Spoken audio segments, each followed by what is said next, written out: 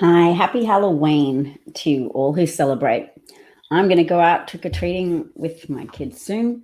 But in the meantime, let's talk very quickly about why people need to go out early and vote, or at least make it to vote on election day, because these midterms are so critical and there's a very scary future ahead if we cede control of the legislative branch to Republicans who propose to make any potential miscarriage crime scene going forward, because the buck will stop with us if we are perceived to do anything that could be classified as negligent homicide if a pregnancy we're carrying goes wrong, or we'll be unable to access treatment for cancer if we're in early stages of pregnancy and receive a cancer diagnosis. There's a whole bunch of stuff that can go wrong for women, as well as wrong for Americans more broadly, if Republicans get control of the House or the Senate or both. This is why voting so important this Halloween. Avoid the real scary thing. Celebrate the fun scary things, but don't forget to vote early and vote hard for sane candidates who aren't enmeshed in climate change denialism, election integrity denialism, who aren't currently fomenting more violence against the Speaker of the House and her husband by pretending that there's not evidence that the attacker wrote blogs and blogs and blogs about how he denied the Holocaust, hated Nancy Pelosi, thought Democrats were involved in an evil cabal, lots of QAnon conspiracies that show he had been radicalized by right-wing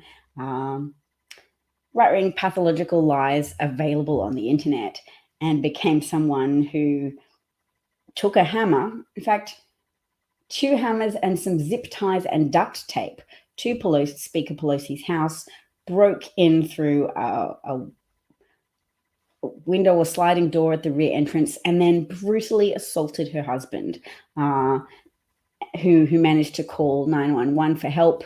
But you can see the audacity and the meanness of right-wing people who are trying to use that tragic incident to downplay its truth. Because the truth is that, yes, it outs them even more as belonging to a domestic terrorism cult that gets enjoyment and a feeling of empowerment out of advocating for violence against the government, violence against elected Democrats, passive-aggressive violence against women by denying them access to timely medical treatment, or violently denying them access to prescription medication that they might need, just victimizing a whole bunch of people in exchange for the increased cohesion and sense of unity they feel for being part of a right-wing movement that denigrates others, whether they be women, whether they be migrants, whether they be South American migrants. There's a lot of different targets for denigration. Or right now, obviously, trans people and LGBTQ people are coming in for a lot of manufactured hate, unnecessary manufactured hate, which results in violence at different levels. And there was a young woman who filmed an encounter with someone in a public toilet. She could hear this woman getting really angry because she thought that a male person was using the bathroom.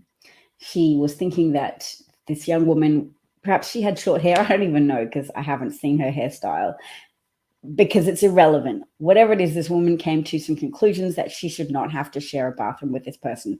And she was working herself up into a rage, and she confronted this young woman in a public bathroom and said, "You shouldn't be here. You should go home and make decisions about your identity in your own bathroom, but you shouldn't be here." And that woman left the bathroom and was looking for security because she was being harassed. And once the woman's boyfriend said, "No, that's my girlfriend," the harasser backed down. But that's just a story to illustrate the degree in which we will all become increasingly victimized and policed for whether or not we're real women by people to whom it's irrelevant, because they'll make it their problem. They'll make themselves the gender police of bathrooms because they've decided to subscribe to a social fabric fear-mongering episode, which falsely suggests people are in danger from trans people. Now, somebody who's gone through male puberty has had testosterone, has likely had higher testosterone levels in their body during some formative years. So they may have greater muscular strength. But if you presume that because somebody has greater muscular strength than you, then you are at risk of attack and you have the right to denounce that person until they leave a bathroom, you're the harasser. Like, there's nothing to specify that somebody who used to be male or who has a greater proportion of muscles than you is going to attack you. It is certainly no safeguard for women to have women-only bathrooms, because people who intend to assault women are able to go into isolated bathrooms. Assaults don't usually occur in public places with a lot of traffic.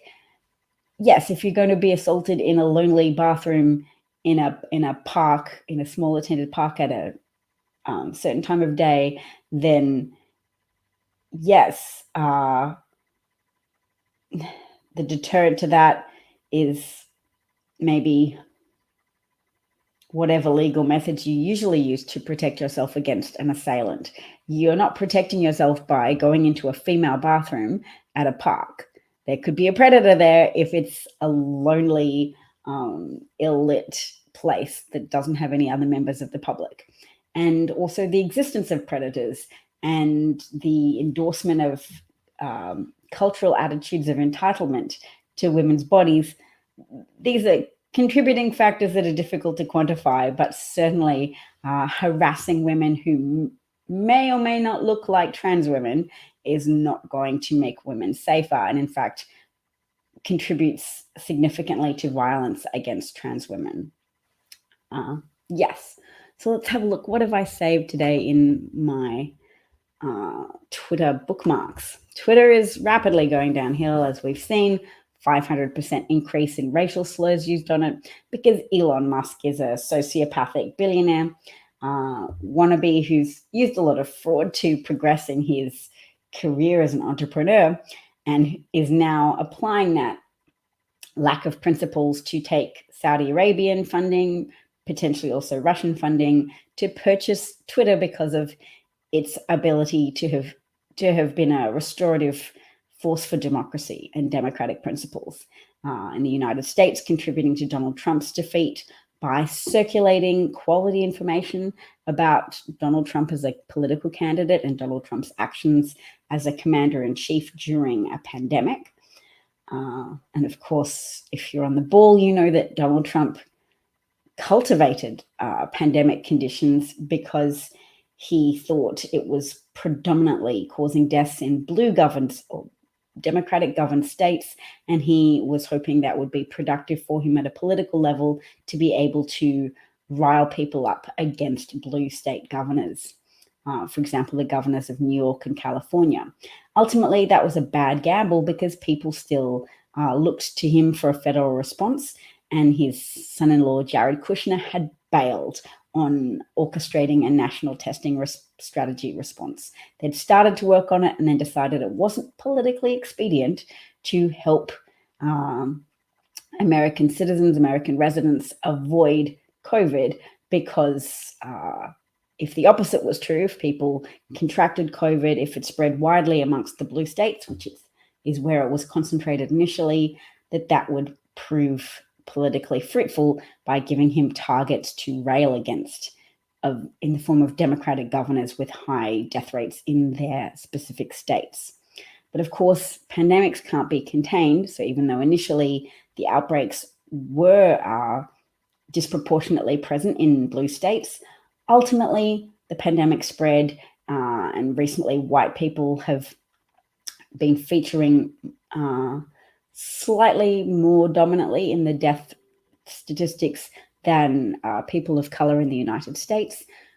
because of low vaccination rate uptakes amongst Republicans who pay attention to Donald Trump's implicit messaging that public health officials are participating in a hoax, and that it's actually harmful to get vaccinated and harmful to wear a mask or socially distance or take part in other public health measures. So going to go now and get ready for Halloween and trick-or-treating and things. Thanks for listening if you dropped by. Hope you have a wonderful Halloween. Sorry I did intend to show some more clips today. We have Stacey Abrams ripping Brian Kemp a new one in the race for the governor of Georgia. We have some other things. But look, the conservative stacked Supreme Court is likely to get rid of affirmative action as a consideration point in university admissions because they don't want to acknowledge the ongoing nature of history, which is that Black students have started behind the starting line relative to legacy white students who've been able to point to 5 generations worth of attendance at a university and say, look, see, that should be taken into account. Black students whose families have historically been excluded from those institutions cannot. I got a package. That's great, darling. I'm going to get off my broadcast. Thank you.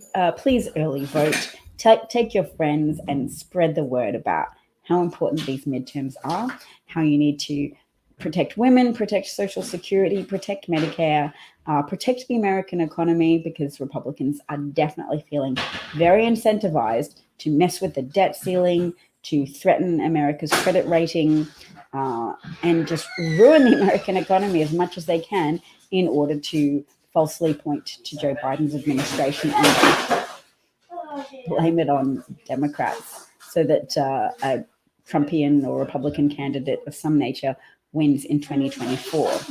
They have no qualms about ruining things for people as much as they can, because the current governing principles of the Republican Party are not ethical principles or moral principles.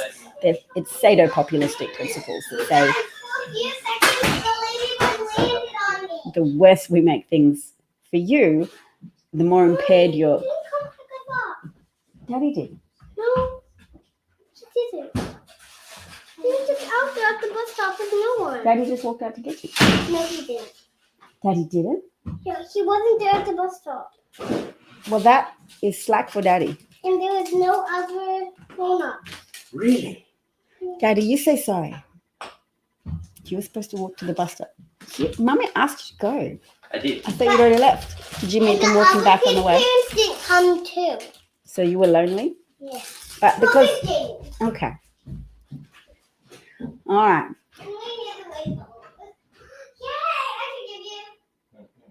Forgiveness is... That would make me... Hey, Dad, you know what would make me feel Bye. bad?